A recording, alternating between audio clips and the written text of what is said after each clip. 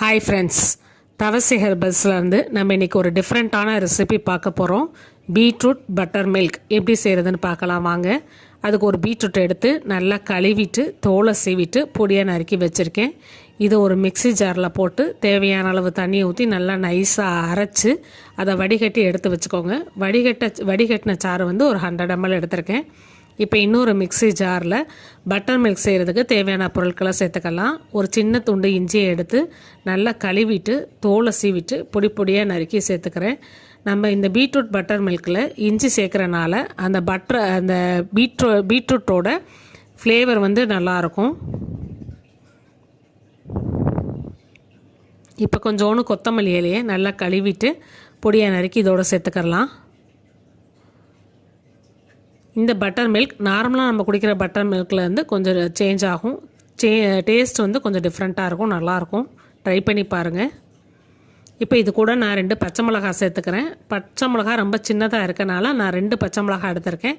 நீங்கள் உங்களுக்கு காரம் இது வந்து கொஞ்சம் காரமாக தான் இருக்கும். உங்களுக்கு காரம் அதிகமாக வேண்டாம்னு நினச்சிங்கன்னா ஒரு பச்சை மிளகாய் மட்டும் போட்டுக்கோங்க. இப்போ இது கூட 200 ml கட்டி தயிர் சேர்த்துக்கிறேன்.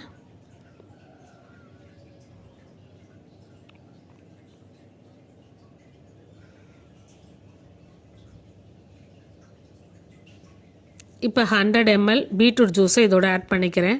பீட்ரூட் ஜூஸை இதில் ஊற்றுனோடனே கலர் பார்த்திங்கன்னா பயங்கர அட்டகாசமாக இருக்கும். பார்க்குறதுக்கே ரொம்ப கலர்ஃபுல்லாக இருக்கும். குடிக்கிறதுக்கும் நல்லா டேஸ்டியாக இருக்கும். நீங்களும் செஞ்சு பாருங்கள், ட்ரை பண்ணி பாருங்கள். பீட்ரூட்டும் நம்ம சேர்த்துக்கிட்ட மாதிரி ஆகும். பீட்ரூட்டை நம்ம எப்பவுமே ரெகுலராக போடுற ஜூஸ்லேருந்து இந்த மாதிரி டிஃப்ரெண்ட்டாக யூஸ் பண்ணியும் பார்க்கலாம். நமக்கு அடிக்கடி ஒரே மாதிரி ஜூஸாக குடிக்கிறத விட இது கொஞ்சம் டிஃப்ரெண்ட்டாகவும் இருக்கும்.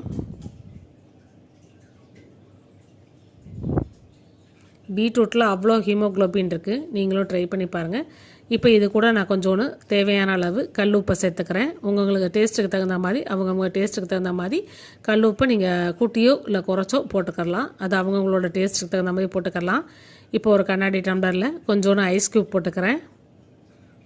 அடிக்கிற வெயிலுக்கு இந்த மாதிரி ஜம்முன்னு குளுன்னு குடிச்சு பாருங்கள், உங்களுக்கே ரொம்ப பிடிக்கும்.